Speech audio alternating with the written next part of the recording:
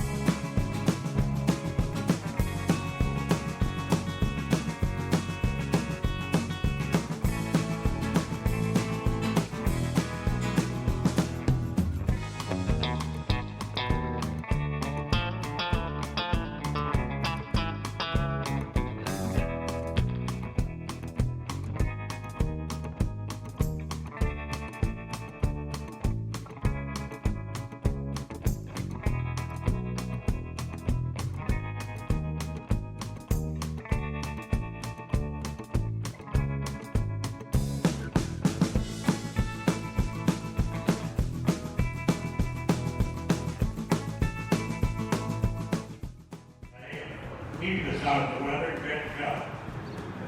So I knew Clayton and Dorothy were coming. So I called Clayton and he graciously said he would do it. So Gene Wallace, our secretary, sent him the information on the Rangers that passed away. We had 3 of them. And Clayton, we certainly appreciate you and for doing this service. I'll turn it over to you.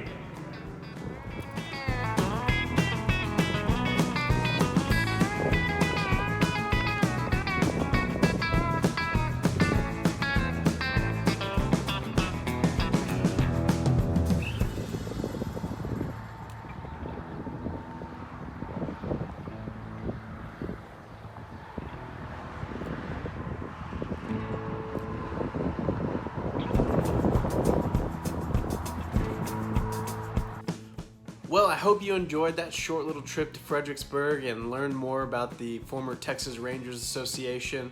I really enjoyed going out there. Like I said, my grandfather, Sid Merchant, was a Texas Ranger, and so it's really important to me to continue to carry on his legacy and go to those meetings and learn more about the Rangers and support their causes. So I got a new hat, as you can see. I love new hats, especially this trucker style.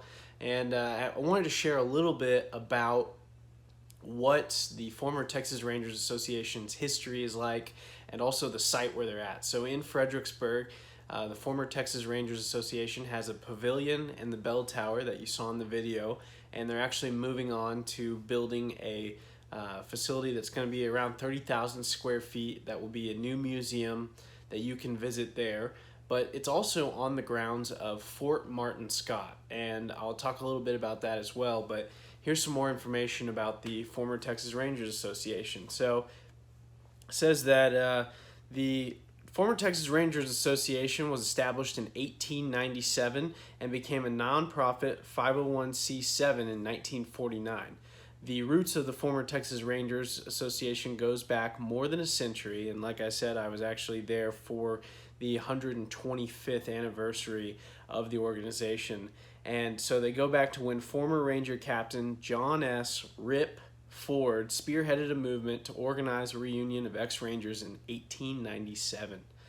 Captain M.M. McKinney chaired a meeting of some of the surviving members of the old Ranger force in Austin in March of 1897, and a resolution was passed to form an ex-Ranger Association. However, they did change the name to the former Rangers because kind of like the Marines, it's once a Marine, always a Marine, once a Ranger, always a Ranger. So these honorably discharged ex-Rangers were invited to attend another meeting in October of that year in Austin for a permanent organization and enrollment. As part of the Texas Centennial in 1936, Memorial Hall opened adjacent to the Whitty Museum in San Antonio, and it was intended to be a memorial to pioneers, old trail drivers, and Texas Rangers. By 1949, the association formed the nonprofit group, and in 1965, the charter was amended, returning it to the original name, and 6 years later, the corporation was rechartered as the former Texas Rangers Association. In 1973, the FTRA opened a Ranger Museum downstairs at the Memorial Hall, and in late 2006, the Texas Ranger Museum opened in his historic Buckhorn Museum in downtown San Antonio. Each May, the FTRA holds its annual membership meeting and reunion, which is what I went to. So a lot of cool history there, and I hope you will take the time if you're ever in Fredericksburg, which it seems like everyone takes a trip or two out there these days, to enjoy wine country. If you'll stop by the FTRA Pavilion, it's a really cool place to learn some more history.